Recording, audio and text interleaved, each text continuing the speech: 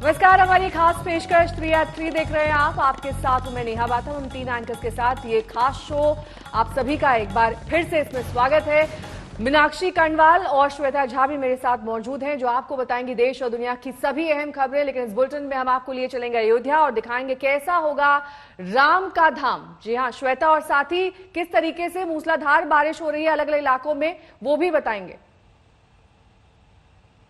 बिल्कुल, तो हम आपको राम का धाम तो दिखाएंगे ही, तैयारियां दिखाएंगी, क्योंकि 5 तारीख को प्रधानमंत्री खुद वहां जाने वाले हैं अयोध्या। उससे पहले मुख्यमंत्री का वहां दौरा होगा। लेकिन इस बीच आपको बता दें कि बिहार में बाढ़ से हाहाकार है, परेशान है वहां पर लोग। आपको हम खबर दिखाएंगे कि किस तरह से पहाड़ से लेकर मैदान तक बाढ़ से हाहाकार मचा हुआ है।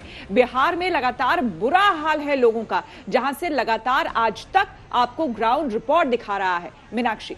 और इन सब के अलावा चर्चा नई शिक्षा नीति की भी होगी। सरकार ने बड़े बदलाव किए हैं, इसको लेकर आपके सारे सवालों के जवाब आपको मिलेंगे। लेकिन शुरुआत हम करेंगे इस वक्त की बड़ी खबर के साथ, जो एक्टर सुशांत सिंह राजपूत के मामले को लेकर बड़ी खबर हमारे पास आ रही है। क्योंकि सीबीआई जांच की मांग को लेकर तरह तरह के बयान सामने आ रहे थे, लेकिन इस जांच के लिए सुप्रीम कोर्ट में जो पीआईएल दाखिल की गई वो खारिज हो गई है। ये बड़ी खबर इस वक्त हमारे पास आ रही है। मुंबई से लेकर पटना तक इन्वेस्टिगेशन अलग अलग पहलुओं पर हो रहा है। 2 राज्यों की पुलिस इस मामले में जुटी हुई है। और इस बीच एक पीआईएल जो सुप्रीम कोर्ट में डाली गई थी ये अर्जी, लेकिन अब ये जनहित याचिका खारिज हो गई है। इस मामले में ये बड़ी खबर आ रही है। पुलिस को पहले अपना काम करने दीजिए, सुप्रीम कोर्ट ने ये कहा है। अब देखना ये होगा कि पुलिस के ऊपर अभी सुप्रीम कोर्ट ने भरोसा जताते हुए कहा है कि पहले वहां से इन्वेस्टिगेशन पूरा हो जाए, उसके बाद आगे क्या कदम उठाने हैं वो देखा जाएगा।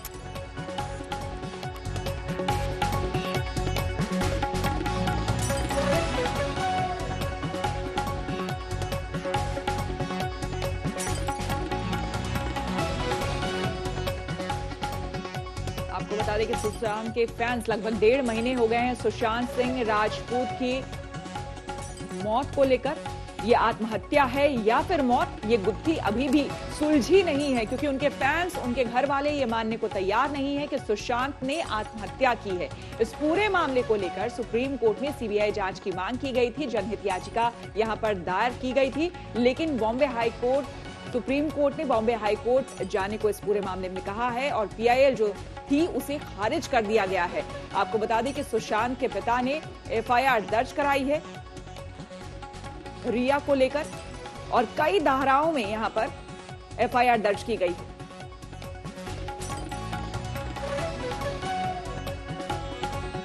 तो आपने देखा किस तरीके से सुशांत सिंह राजपूत का मामला अब सुप्रीम कोर्ट तक पहुंच चुका है। रिया ने अर्जी दी थी कि सुशांत के पिता ने कैविएट दायर किया। सुशांत के वकील विकास सिंह ने आज तक से खास बातचीत की है, सुनिए उसके अंश। सुशांत सिंह के पिताजी के वकील हमारे साथ हैं, विकास सिंह जी। सर, आपकी इम्प्लीटमेंट और उसकी अर्जी है और साथ ही कैविएट भी है। नहीं, इम्प्लीटमेंट की बात अभी पता चला मेरे को, उसने हमको पार्टी बनाया है, इसलिए कैविएट ही सिर्फ फाइल हो रहा है। पहले खबर आ रही थी कि हमको पार्टी नहीं बनाया, इसलिए इम्प्लीटमेंट डालने की बात थी। लेकिन बड़ी आश्चर्य की बात है कि अभी तक तो वो सीबीआई की जांच मांग रही थी, और मुंबई पुलिस जब कर रहा था तो मुंबई पे तो उनको विश्वास ही नहीं था रिया चक्रवर्ती को। और जब पटना में केस फाइल हो गया है तो अब कह रही है वापस मुंबई पुलिस को भेज दिया जाए। इसका मतलब कहीं ना कहीं इनको एक अश्योरेंस है मुंबई पुलिस से कि इसमें कुछ नहीं होगा। और सीबीआई की जो जांच की जो मांग थी वो सिर्फ एक अपने करतूत को कवर अप करने का एक सिर्फ स्टेटमेंट था। उनका कोई इंटेंशन नहीं था सीबीआई के जांच का। उनका इंटेंशन था कि सिर्फ लगे कि एज इफ वो निर्दोष हैं और इसीलिए सीबीआई की जांच कर रही है। क्योंकि अगर वो एक्चुअली सीबीआई की जांच में इंटरेस्टेड थी, जिस तरह का उन्होंने पहले स्टेटमेंट दिया है, तो आज जब वो सुप्रीम कोर्ट में पिटीशन दायर किया है तो उन्होंने स्टेट में सीबीआई को ट्रांसफर क्यों नहीं मांगी और मुंबई पुलिस को ट्रांसफर क्यों मांग रहे हैं, जिस पुलिस फोर्स पर उनको ऑलरेडी विश्वास उठ चुका है, जिस पुलिस फोर्स के इन्वेस्टिगेशन से वो नाखुश हैं। और उधर महाराष्ट्र सरकार भी ये कह रही है कि अभी फिलहाल सीबीआई इंक्वायरी की मांग वो नहीं करने जा रहे हैं। मेरे ख्याल से महाराष्ट्र को सीबीआई इंक्वायरी करने का कोई नौबत भी नहीं है आज के दिन में, क्योंकि आज तो सीबीआई इंक्वायरी अगर करेगा तो बिहार सरकार करेगा, क्योंकि मामला दर्ज तो बिहार में है, पटना में है। अगर पटना बिहार गवर्नमेंट फील करेगा कि इसको सीबीआई को देना है तो वही भेज सकता है। मुंबई को तो राइट भी नहीं सीबीआई को आज के दिन भेजने का। और इस बीच आपको बता दें कि सुशांत सिंह राजपूत की सुसाइड मिस्ट्री में अब ट्विस्ट आ गया है। सुशांत की बहन ने बिहार पुलिस के सामने केस दर्ज करवाया है। सुशांत की बहन का कहना है कि अभिनेत्री रिया चक्रवर्ती ने सुशांत को पूरी तरह से वश में कर लिया था। रिया ने सुशांत को भूत प्रेत की कहानी सुनाकर उसका घर तक बदलवा दिया। हालांकि इस पूरे मामले में तफ्तीश की सुई अब पूरी तरीके से रिया चक्रवर्ती पर आ गई है और कई सवाल यहां पर उठ रहे हैं जिनका जवाब रिया को देना है। हालांकि आपको यह भी बता दें कि रिया ही वो शख्स हैं जिन्होंने खुद सीबीआई जांच की मांग की थी, लेकिन अब वो कह रही हैं कि मुंबई पुलिस को केस ट्रांसफर कर दिया जाए। तेरे नाम से ही रोशन मेरा है जहां, उनसे मोहब्बत कमाल की होती है। तेरे साथ से ही रात मेरी, जिनका मिलना मुकद्दर में नहीं होता। तेरे नाम से ही रोशन मेरा है जहां।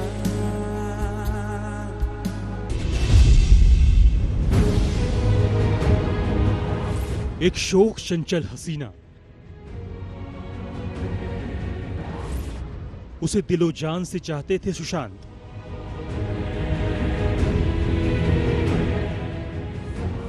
जो सुशांत की जिंदगी की उम्मीद थी। इस लव स्टोरी की ये हसीना है रिया चक्रवर्ती। अभिनेता सुशांत सिंह राजपूत तो अब इस दुनिया में नहीं रहे। उनके सुसाइड केस में तफ्तीश की सुई अब आकर बला की खूबसूरत इसी अभिनेत्री पर टिक गई है। रिया चक्रवर्ती पर लग रहे हैं धोखाधड़ी, ब्लैकमेलिंग और मानसिक प्रताड़ना के आरोप। ये सबसे बड़ी बात है, मैंने पहले भी बताया है कि जब एफआईआर हुआ है तो उनके हर एक बिंदु पर जांच किया जाए, जो भी आरोप लगाया गया। और मुझे लगता है कि ये आरोप बिल्कुल सही है। रिया चक्रवर्ती पर जो भी आरोप लगाया गया, रिया चक्रवर्ती से इसका संबंध रहा है पहले से, और वो फ्रॉड करने का काम किया। रिया चक्रवर्ती इसके अकाउंट के साथ धोखाधड़ी किया है, इसको कहीं न कहीं बरगलाने का काम किया है। ये तो हत्या ही हुई है।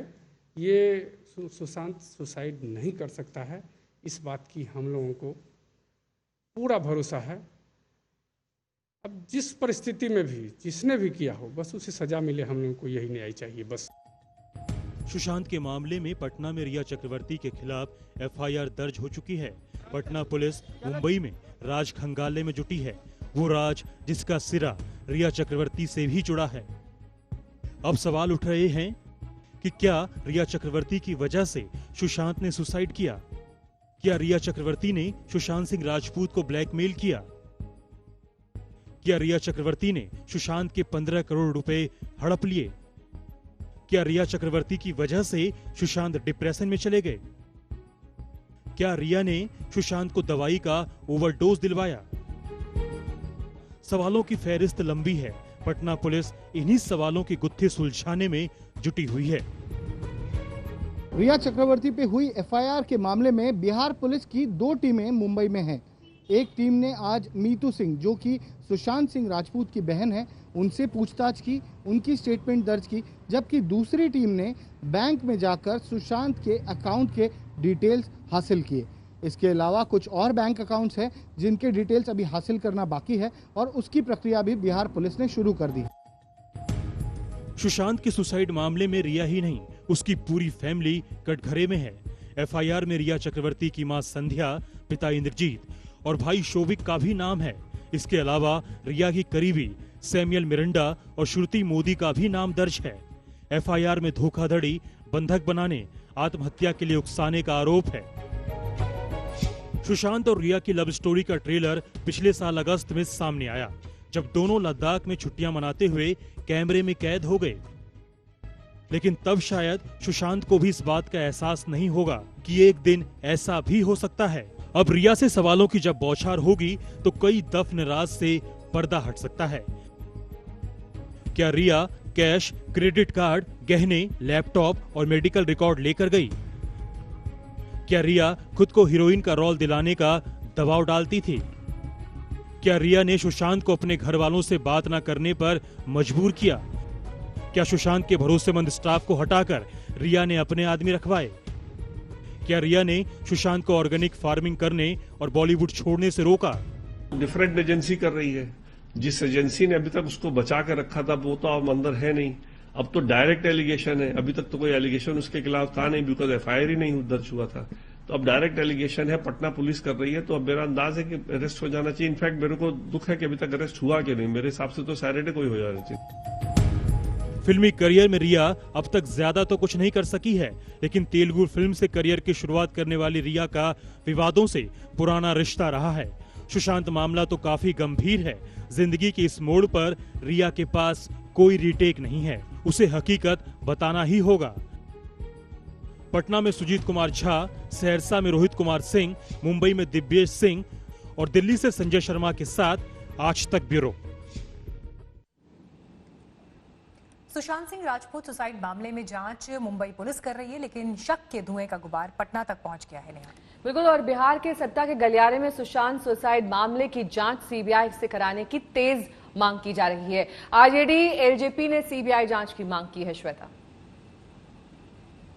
बिल्कुल, और महाराष्ट्र में भी आपको बता दें कि बीजेपी ने सीबीआई जांच की मांग की है, लेकिन उद्धव सरकार ने इसे खारिज कर दिया। अब सबकी निगाहें नीतीश सरकार पर आकर टिक गई है कि क्या वो इस मामले में सीबीआई जांच की मांग करेंगे। तेरे नाम से ही रोशन मेरा है जहां। सुशांत सिंह राजपूत की खुदकुशी मामले की गूंज सियासी गलियारे में तेज हो गई है। मुंबई पुलिस जांच कर रही है, लेकिन बिहार के नेताओं को भरोसा नहीं है। आरजेडी ने सीबीआई जांच की मांग की है। इस पे ज़्यादा कुछ हम तो नहीं कह पाएंगे, इन्वेस्टिगेशन में ज़्यादा कुछ कहना नहीं पड़ता है, लेकिन हाँ, हम लोगों की ये मांग थी कि और बेहतर जांच जो है, उच्च स्तरीय जांच जो है वो बेहतर होता अगर की जाती। इसलिए हम लोगों ने सीबीआई की जो है डिमांड किया था कि जांच हो। हालांकि इससे निराशा लोगों में है, जो सुशांत सिंह राजपूत के जो फैंस हैं, आज उन लोगों की निराशा थी कि इतने दिन हो गए, आखिर जांच क्यों नहीं होगा। आरजेडी ही नहीं, एलजेपी ने भी इस मामले में नीतीश सरकार से सीबीआई जांच कराने की अपील की है। चिराग पासवान ने कहा है कि नीतीश कुमार उद्धव ठाकरे से बात करें और सीबीआई जांच की मांग करें। तो मैं चाहता हूं कि ये मामला सीबीआई के पास जाए, सीबीआई इस पे एक थरो इन्वेस्टिगेशन करे, और इसके लिए मैंने आग्रह माननीय मुख्यमंत्री बिहार, उनको भी मैंने बहुत समय पहले मैंने किया था कि वो इस केस में हस्तक्षेप करें। सुशांत सिंह राजपूत मामले में सीबीआई जांच की मांग को लेकर मायावती की भी आवाज बुलंद है। बिहार ही नहीं, महाराष्ट्र में भी सुशांत मामले की सीबीआई जांच की मांग तेज हो गई है। इस मामले में बीजेपी ने महाराष्ट्र सरकार पर नाकामी का ठीकरा फोड़ा है। सुशांत सिंह राजपूत के परिवार की ओर से और देश के लोगों की ओर से जो लगातार मांग उठ रही है कि यह प्रकरण सीबीआई को सौंपा जाए। बिहार की पुलिस मुंबई में आई है, यह मुंबई पुलिस की विफलता नहीं है, यह महाराष्ट्र सरकार की विफलता है। हालांकि महाराष्ट्र सरकार ने सीबीआई जांच से इनकार कर दिया है। सर हिंदी में जानना चाहेंगे सुशांत सिंह राजपूत के मामले में क्या बैठक में डिसीजन हुआ?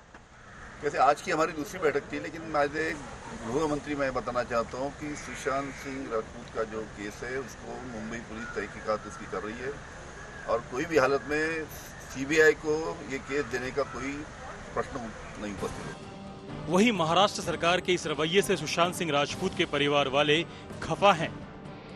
देखिए, सबसे बड़ी बात है कि अभी तक जो हम लोग देख रहे हैं इस जांच में, मुंबई पुलिस जांच नहीं कर रही है। मुंबई पुलिस फॉर्मेलिटी की है कि पूछताछ के किन्हीं को बुला के पूछ रहे हैं, आप किस बेसिस पर पूछ रहे हैं, कौन सा आरोप के तहत पूछ रहे हैं, ऐसा कुछ तो हो नहीं रहा है। तो उनको तो पहले आरोप तय करना चाहिए, फिर लोगों का नाम लाना चाहिए, उसके बाद पूछताछ करना चाहिए। वहीं इस मामले को सुब्रमण्यम स्वामी ने नया मोड़ दे दिया है। बीजेपी सांसद सुब्रमण्यम स्वामी ने ट्वीट करके कहा, सुशांत ने आत्महत्या नहीं की, बल्कि उनकी हत्या हुई है। सुब्रमण्यम स्वामी ने इसके लिए 26 पॉइंट्स दिए हैं, जिनमें से 2 पॉइंट्स खुदकुशी और 24 पॉइंट्स मर्डर की तरफ इशारा करते हैं। इस बीच मामला सुप्रीम कोर्ट के दरवाजे पर भी पहुंच गया है, लेकिन सबकी निगाहें बिहार सरकार पर हैं। अब ऐसे में सवाल उठता है कि क्या एफआईआर करने के बाद क्या नीतीश कुमार सीबीआई जांच का आदेश देंगे? सहरसा से धीरज सिंह, पटना से सुजीत झा और रोहित कुमार सिंह के साथ दिव्येश सिंह, मुंबई, आज तक। और सुशांत सुसाइड मिस्ट्री के बाद अब बात राजस्थान में जारी सियासी संकट की। गहलोत सरकार के सभी मंत्री और विधायक अभी जयपुर के 5 स्टार होटल में ही रुकेंगे। अब से कुछ देर पहले सभी गहलोत कैंप के विधायकों की बैठक खत्म हुई। इसमें सभी विधायकों से मुख्यमंत्री गहलोत ने कहा कि आप 15 दिन तक होटल फेयरमॉन्ट में ही रुकें। राखी या जन्माष्टमी जो भी त्योहार मनाना हो उसके लिए अपने परिवार को आप होटल बुला लें। गहलोत ने यह भी कहा कि सभी विधायक मंत्री होटल से ही सारे काम करें। दूसरी तरफ स्पीकर सीपी जोशी ने 14 अगस्त से विधानसभा सत्र बुलाने के लिए अधिसूचना जारी कर दी है।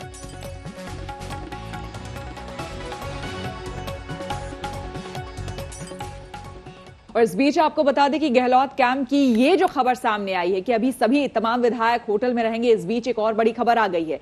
अब ऑडियो के बाद एक वीडियो को लेकर जयपुर में सियासत गर्मा गई है। नेहा, ये वीडियो दरअसल मुख्यमंत्री गहलोत के बेटे वैभव गहलोत और स्पीकर सीपी जोशी की मुलाकात का है। कल ये मुलाकात हुई थी, सीपी जोशी का बर्थडे था और ऐसे में वैभव गहलोत उनसे मिलने पहुंचे थे। मीनाक्षी, और मुलाकात के दौरान सीपी जोशी ये कहते हुए दिखाई दिए कि टाइम टफ है। उन्होंने वैभव से ताजा सियासी हालात पर बात की। बीजेपी ने इसे लेकर अब निशाना साधा है।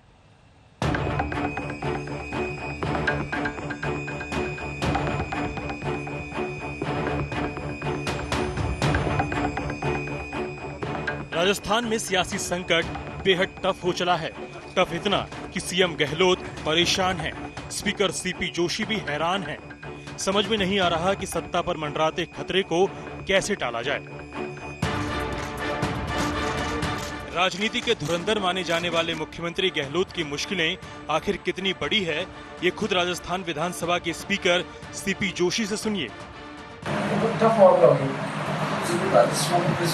आगे की काफी हमें जिस तरह से माहौल खराब हो रहा है, उन्होंने 10 दिन बाद एक बार राजस्थान चुनाव से निकाला वापस, उससे मैंने बुकिंग कर दी दिल्ली में। फिर तार उस टाइम से प्रॉपर चुके 30 आदमी निकल जाते तो आप कुछ नहीं करते, मिला करते रहते सरकार आदमी बैक तो अपने सामने अपने साथ उन्होंने अपना कॉन्टेक्ट यूज करके करवा लिया, बाकी दूसरे के पास करवा। एक दिन पहले ही सीपी जोशी का जन्मदिन था। गहलोत के बेटे वैभव गहलोत उन्हें शुभकामनाएं देने पहुंचे। दोनों में लंबी बातचीत हुई। उसी बातचीत के वीडियो के जरिए राजस्थान की टफ हो चली सियासत की सच्चाई सामने आ गई। वैभव गहलोत और सीपी जोशी में बात 30 विधायकों की हो रही थी। अगर 30 विधायक हटे तो कुर्सी पर संकट आ सकता है। वीडियो में ये बात खुद स्पीकर बोल रहे हैं। आगे की काफी हमें जिस तरह से माहौल खराब हो रहा है, उन्होंने 10 दिन बाद एक बार राजस्थान चुनाव से निकाला वापस, उससे मैंने बुकिंग कर दी दिल्ली में। फिर तार उस टाइम से प्रॉपर चुके 30 आदमी निकल जाते तो आप कुछ नहीं करते, मिला करते रहते सरकार आदमी बैक तो अपने सामने अपने साथ उन्होंने अपना कॉन्टेक्ट यूज करके करवा लिया, बाकी दूसरे के पास करवा। इसी बातचीत का हवाला देकर अब बीजेपी स्पीकर पर पद छोड़ने का दबाव बना रही है। पार्टी नेता कह रहे हैं कि वो स्पीकर के तौर पर नहीं बल्कि कांग्रेस के लिए पक्षपात कर रहे हैं। जैसे अशोक गहलोत जी को वैभव गहलोत जी की फिक्र है, मुझे लगता है स्पीकर साहब को अशोक गहलोत जी की फिक्र है। इस वीडियो से तो साफ जाहिर हो रहा है, कोई सामान्य व्यक्ति से बात करते तो समझ आता था, लेकिन इस वीडियो से स्पीकर की निष्पक्षता पर, निरपेक्षता पर प्रश्न चिन्ह खड़ा हो गया है। गहलोत और पायलट की लड़ाई जब राजभवन की दहलीज पर पहुंची तो ये मामला टफ हो गया। गहलोत ने एक के बाद एक 4 प्रस्ताव राज्यपाल को भेजे। हर बार गुहार लगाई कि विधानसभा का सत्र बुलाया जाए, लेकिन राज्यपाल ने 3 प्रस्तावों को खारिज कर दिया। आखिरकार चौथे प्रस्ताव पर राज्यपाल ने गहलोत सरकार को 14 अगस्त से विधानसभा सत्र बुलाने की मंजूरी दे दी। गहलोत ने 25 जुलाई को पहला प्रस्ताव राज्यपाल को भेजा था। नियम के तहत उसके पहले प्रस्ताव के 21 दिन बाद विशेष सत्र बुलाने की इजाजत मिली है। राजस्थान की सियासत में फोन टैपिंग के मामले में भी जांच तेज हो गई है। एसआईटी 31 जुलाई को गिरफ्तार संजय जैन का वॉइस सैंपल लेगी। शरद कुमार, जयपुर, आज तक। मोदी सरकार ने बुधवार को नई शिक्षा नीति को मंजूरी दे दी है। नई शिक्षा नीति में 10+2 के फॉर्मेट को पूरी तरह से खत्म कर दिया गया है। अभी तक हमारे देश में स्कूली पाठ्यक्रम 10+2 के हिसाब से चलता है, लेकिन अब ये 5+3+3+4 के हिसाब से चलेगा। मीनाक्षी, 10वीं और 12वीं की बोर्ड परीक्षाओं में बड़े बदलाव किए जाएंगे। बोर्ड परीक्षाओं के महत्व को कम किया जाएगा। कई अहम सुझाव हैं, जैसे साल में 2 बार परीक्षाएं कराना, 2 हिस्सों यानी ऑब्जेक्टिव और डिस्क्रिप्टिव श्रेणियों में इन्हें विभाजित करना। तो ये तमाम इंतजाम है और ऐसे नए प्रावधान है श्वेता, जिसकी वजह से इस वक्त चर्चा में है नई एजुकेशन पॉलिसी। अगले 1 महीने के लिए केंद्र सरकार ने कोरोना से संबंधित गाइडलाइन जारी कर दी है। इसके तहत 5 अगस्त से जिम और योग केंद्र खोलने की इजाजत दे दी गई है। बाकी नियम करीब करीब जस के तस हैं। अनलॉक यानी लॉकडाउन में पाबंदियों की तीसरी किश्त से सबसे बड़ी राहत मिली है जिम मालिकों को। कई दिनों से जारी जंग के बाद केंद्र सरकार ने कोरोना प्रोटोकॉल के साथ जिम खोलने की इजाजत दे दी है। देखिए 1 अगस्त से शुरू हो रहे अनलॉक 3 में क्या क्या बड़े बदलाव हैं। अभी तक नाइट कर्फ्यू लागू था, 1 अगस्त से इसे खत्म कर दिया गया है। जिम खोलने पर पाबंदी थी, 5 अगस्त से शर्तों के साथ इजाजत दे दी गई है। योग केंद्र अभी तक बंद थे, ये भी 5 अगस्त से खुल सकेंगे। मास्क पहनने और सोशल डिस्टेंसिंग पर सरकार का अभी भी जोर है। प्रधानमंत्री पहले ही साफ कर चुके हैं कि कोरोना से लड़ाई लंबी चलने वाली है। जब तक कोई प्रभावी दवा या वैक्सीन नहीं बनती, तब तक मास्क, 2 गज की दूरी, हैंड सैनिटाइजेशन की हमारा एकमात्र विकल्प है, एक प्रकार से एकमात्र हथियार है। अनलॉक 3 में बाकी सब कुछ पहले जैसा ही रहने वाला है। मसलन स्कूल कॉलेज 31 अगस्त तक बंद रखने का आदेश है। Metro, cinema hall, swimming pool अभी भी बंद ही रहेंगे। बार, ऑडिटोरियम, एंटरटेनमेंट पार्क जैसी भीड़ भाड़ वाली जगहें फिलहाल अभी बंद रहेंगी। राजनीतिक, सामाजिक और धार्मिक कार्यक्रमों में भीड़ जुटाने की इजाजत नहीं है। इधर महाराष्ट्र सरकार ने भी रियायत देने का फैसला किया है। 5 अगस्त से महाराष्ट्र में मॉल खोलने और कुछ चुनिंदा आउटडोर खेलों की इजाजत दे दी है। आज तक ब्यूरो। और अब खबर यूपी के उन्नाव से, जहां बीजेपी विधायक ने पुलिस के खिलाफ मोर्चा खोल दिया। उन्नाव सदर से विधायक पंकज गुप्ता देर रात सदर कोतवाली में धरने पर बैठ गए। विधायक के समर्थकों ने पुलिस के खिलाफ जमकर नारेबाजी भी की। बाद में डीएम के भरोसे के बाद विधायक महोदय धरने से उठे।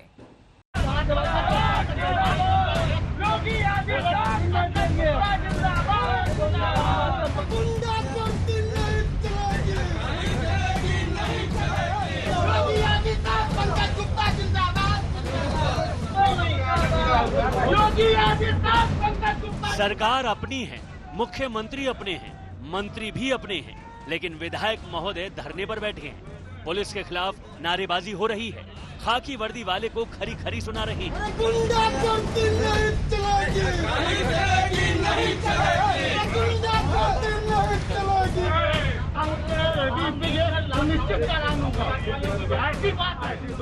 ये तस्वीर यूपी के उन्नाव की है। आधी रात को बीजेपी विधायक सदर थाने के बाहर धरने पर हैं। रात के 2 बज रहे हैं और विधायक पंकज गुप्ता पूरे तामझाम के साथ डटे हैं। विधायक जी मोर्चे पर आ गए तो पार्टी के सारे पदाधिकारी भी रथ जगा करने लगे। इस क्रांति में ना तो कोरोना का ख्याल रहा और ना ही सोशल डिस्टेंसिंग का। हमारे हमको विधायक बनाने वाली है, इनके लिए जीने मरने का कर्तव्य निर्वहन करने का दायित्व हमारे सोचेंगे। इसलिए मैं भरोसा दे सकता हूँ अपने जनपद, अपनी विधानसभा की जनता को कि उनके साथ मैं ये अत्याचार नहीं होने दूंगा और इस लड़ाई को आर पार तक पहुँचाऊंगा। अगर सुनवाई नहीं हुई ये तो प्रश्न ही नहीं उठता। हम तो लोकतांत्रिक व्यवस्था में अपनी मांग कर रहे हैं। अगर इन लोगों को बुलाकर यहाँ पर मारा गया है तो इनका मुकदमा लिखाया जाएगा। आरोप है कि पुलिस ने अवैध मंदिर के निर्माण का काम रुकवा दिया। कई लोगों को कोतवाली में तलब किया गया। विधायक जी के फोन के बाद भी जब पुलिस ने कार्रवाई बंद नहीं की तो विधायक जी आधी रात को थाने पर आ धमके। बाद में डीएम के भरोसे के बाद धरना खत्म हुआ।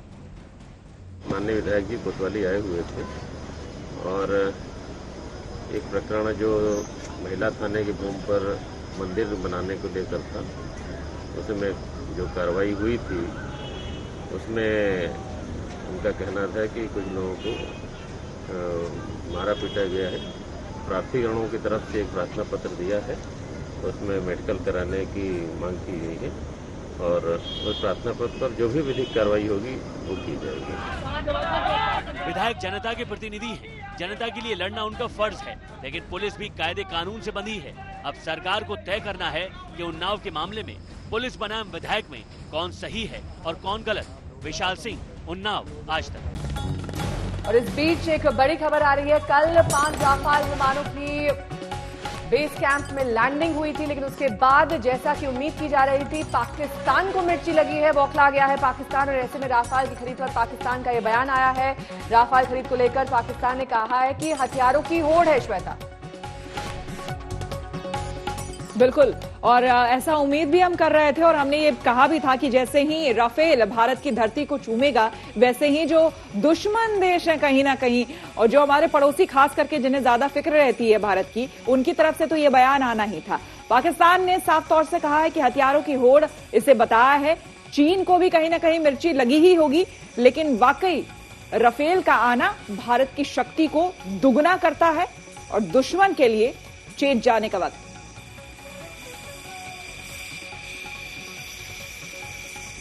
और आइए अब आपको दिखा देते हैं खबरें बाढ़ से जुड़ी हुई।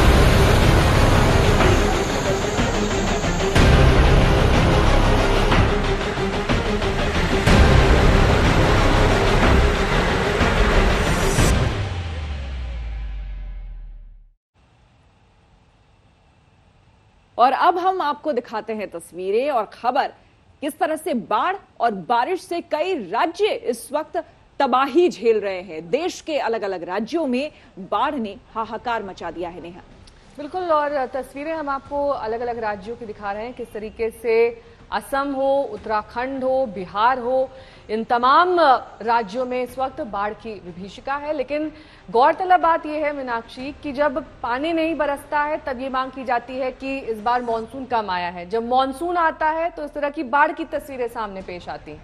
तो हमारी तैयारी में कमी कहां पर है, ये टटोलने की जरूरत है। लेकिन जमीन पर फिलहाल तबाही की जो तस्वीरें हैं वो जिंदगी पर भारी पड़ती नजर आ रही हैं।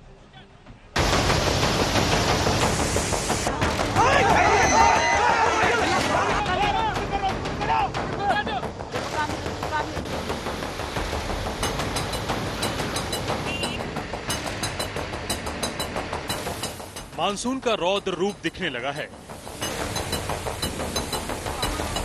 हाहाकारी लहरों का तांडव शुरू हो गया है। मैदान से लेकर पहाड़ तक का संकट बेहिसाब बढ़ा है। देश के अलग अलग हिस्सों से आई आफत की एक एक तस्वीर आपको दिखाते हैं। मानसून के संकट की सबसे खौफनाक तस्वीर देखिए।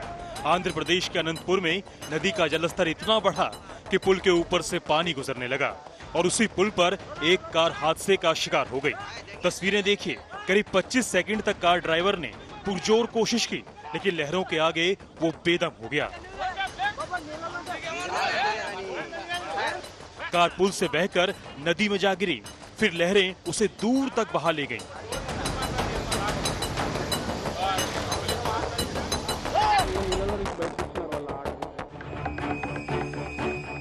नदी के दोनों छोर पर लोग चीखते रहे, चिल्लाते रहे और कार में बैठे दोनों सवार बहते चले गए।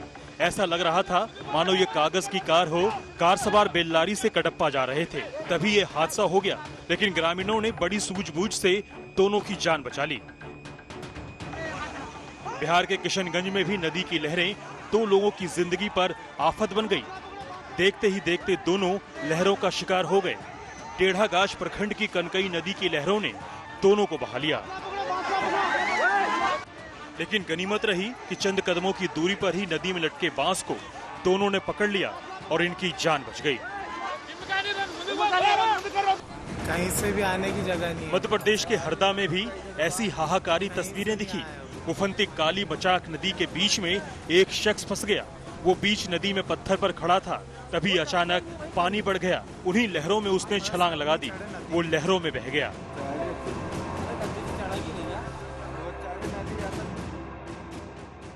पहाड़ों पर भी हालात गंभीर हैं। पिथौरागढ़ में पहाड़ दरकने लगे हैं। पहाड़ों से मलबा नीचे की ओर तबाही मचाता हुआ चला आ रहा है। भारी बारिश के बाद मोरी गांव इलाके में कई रास्ते ध्वस्त हो गए, पुल तबाह हो गए। उफनती लहरों ने सब कुछ बर्बाद कर दिया। इसी पिथौरागढ़ के बंगापानी तहसील में भी डरावनी तस्वीर दिखी। पहाड़ों से तबाही मचाने वाली लहरें आबादी वाले इलाके में दौड़ी तो हाहाकार मच गया। खतरे का अंदाजा गोरी नदी के इस उफान से लगाया जा सकता है। इन बेकाबू लहरों ने 20 से ज्यादा मकानों को तबाह कर दिया। जिले की काली नदी में एक महिला की जान बाल बाल बची। वो लहरों में फंस गई थी, लेकिन एक साधु की सूझबूझ ने उसे बचा लिया।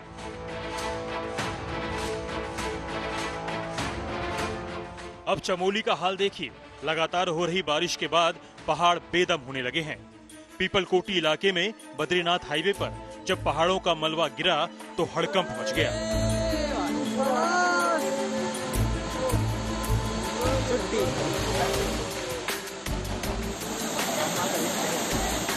हिमाचल प्रदेश के कांगड़ा में एक बुजुर्ग मांझी नदी में अचानक आए बाढ़ के बीच फंस गया। जिस वक्त ये फ्लैश फ्लड आया उस वक्त बुजुर्ग नदी में ही मौजूद था। गनीमत रही कि रेस्क्यू टीम ने उसे बचा लिया। कांगड़ा से अशोक रैना, पिथौरागढ़ से राकेश पंत, किशनगंज से गौरव कुमार, हरदा से लोमेश कुमार गौर और अनंतपुर से नोलन पैट्रिक पिंटो के साथ आज तक ब्यूरो। उफनती लहरों के बीच दरअसल लोगों की जो जिंदगी है उस पर एक तरह से ब्रेक सा लग गया है। आपको बता दें कि बाढ़ का सबसे गंभीर असर जो देखने को मिल रहा है वो है उत्तर बिहार का हिस्सा। वहां पर संकट बेहिसाब है। लोगों की जो परेशानियां हैं वो दिन ब दिन बढ़ती जा रही है। नेहा, बिल्कुल, करीब दर्जन भर जिले ऐसे हैं जो इस आफत की चपेट में हैं। लाखों की आबादी प्रभावित हुई है मीनाक्षी, और देखना ये होगा कि राहत इन तक कब पहुंच पाती है, क्योंकि ये ऐसी ऐसी जगहों में फंसे हुए हैं जहां तक लोगों का पहुंचना भी मुश्किल है इन्हें बचाने के लिए। हालांकि देखिए, कुछ तस्वीरें हमने ऐसी भी देखी जहां पर हेलीकॉप्टर्स के जरिए खाने के पैकेट्स बरसाए गए, लेकिन परेशानी का स्तर इतना बड़ा है कि ये राहत भी बहुत कम साबित होती है। कुछ इलाके ऐसे भी हैं जहां पर पानी के स्तर में कमी आई है, लेकिन बर्बादी की तस्वीरें अभी भी नहीं बदली हैं।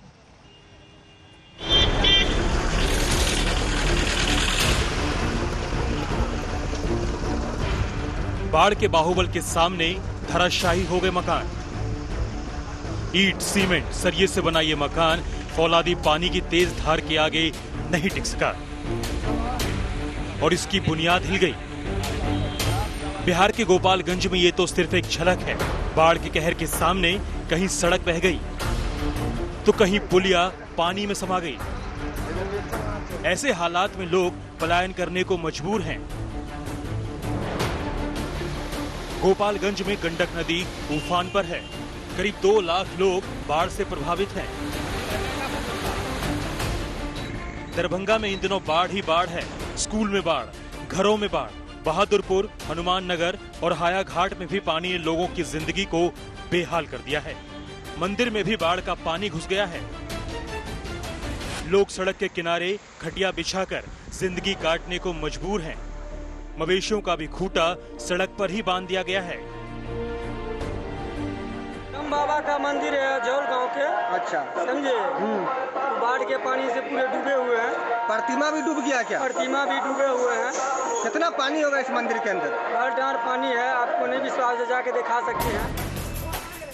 एक तरफ बाढ़ से लोग परेशान हैं, तो दूसरी तरफ प्रशासन की लापरवाही से बेहाल। अब जरा छपरा की इन नजारों को देख लीजिए। लाठी लट्ठम चल रहा है। लोग बेकाबू हैं। गुस्सा साथ में आसमान पर है। कोई एक दूसरे को सुनने को तैयार ही नहीं है। हंगामा बरपा है। पुलिस ने बैरियर लगा रखा है, लेकिन कोई कहां रुकने वाला। सड़क पर आकर लोग 2-2 हाथ करने पर आमादा हैं।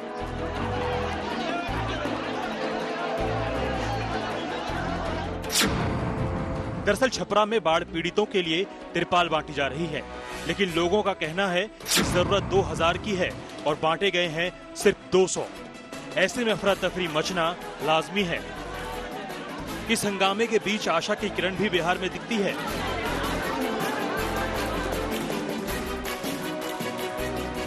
बिहार के सहरसा में प्रशासन भले ही लापता है, लेकिन एक महिला की दिलेरी ने सरकारी बाबुओं को आईना दिखाया है। जो काम सरकार को करना चाहिए था वो ये महिला दिन रात कर रही है। खुद नाव चलाकर उर्मिला देवी बाढ़ में फंसे सहुरिया के राम टोला के लोगों के बीच खाने का पैकेट बांट रही है। मदद यही के लिए करे छियै कि मदद वो लोग मुख पानी में छै, वो लोग के कोई भोजन के कोई व्यवस्था नहीं छै, ओहि के लिए वो लोग के हम मदद कर रहल छियै। बाढ़ हर साल आती है, तबाही मचाती है, लेकिन नीतीश सरकार की तैयारी धरी की धरी रह जाती है। आइडिया पहले से लगा करके रखिए और लोगों को सेपरेटली ले जाने का उपाय हम लोगों को करने के लिए बिल्कुल तैयार रहना पड़ेगा, क्योंकि आप समझ लीजिए कि इस महीने में ही, जुलाई महीने में ही ये स्थिति अगर है तो आप सोच सकते हैं कि अगस्त और सितंबर में क्या होगा। वैसे तो कोई जानता नहीं। इसमें कोई शक नहीं कि बिहार पर दोहरी मार पड़ रही है, लेकिन एक बात समझ से परे है कि आखिर सीएम के आदेश को सरकारी मुलाजिम क्यों नहीं जमीन पर उतार पाते हैं। आखिर बिहार में लाल फीताशाही कब तक चलती रहेगी? कब तक प्रशासनिक नाकामियों से बिहार के लोग परेशान होते रहेंगे? गोपालगंज से सुनील तिवारी, सहरसा से धीरज सिंह, दरभंगा से प्रहलाद कुमार, छपरा से आलोक जायसवाल, पटना से सुजीत झा के साथ आज तक ब्यूरो। आपने देश के अलग अलग हिस्सों से बाढ़ की तबाही की तस्वीरें देखी। अब एक राहत भरी खबर भी आपको दे देते हैं। दिल्ली में अब डीजल 8 रुपए 36 पैसे सस्ता हो गया है। मीनाक्षी, बिल्कुल, और मुख्यमंत्री अरविंद केजरीवाल ने खुद इस बात की जानकारी दी, प्रेस कॉन्फ्रेंस की।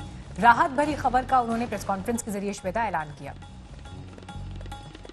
बिल्कुल, दरअसल केजरीवाल ने दिल्ली में डीजल पर वैट घटाने का फैसला किया है। अब डीजल पर वैट सिर्फ 16% होगा। इस फैसले से डीजल प्रति लीटर 8 रुपए 36 पैसा सस्ता हो जाएगा। मतलब ये हुआ कि दिल्ली में जो डीजल 82 रुपए प्रति लीटर बिक रहा था, वो अब 73 रुपए 64 पैसे लीटर लोगों को मिलेगा। और दिल्ली में डीजल की दर में कमी वाकई राहत भरी खबर है। लेकिन इन सब के बीच अब बात करते हैं अयोध्या की, जहां भूमि पूजन की जोरदार तैयारी चल रही है। श्वेता, बिल्कुल, 5 अगस्त को भूमि पूजन का भव्य कार्यक्रम होना है। उससे पहले प्रशासन ने अयोध्या में अतिक्रमण हटाने का काम भी शुरू कर दिया है। नेहा, और खबर यह भी है कि एक बार फिर सीएम योगी खुद अयोध्या जाकर तैयारियों का जायजा लेंगे। राम पर जो उठाते हैं उंगली, राम पर जो उठाते हैं उंगली, खुद वो उठ जाएंगे इस धरा से, खुद वो उठ जाएंगे इस धरा से। राजा बने हैं राम, अवध में लडुआ बटे, द्वार सजाओ सब गलियां,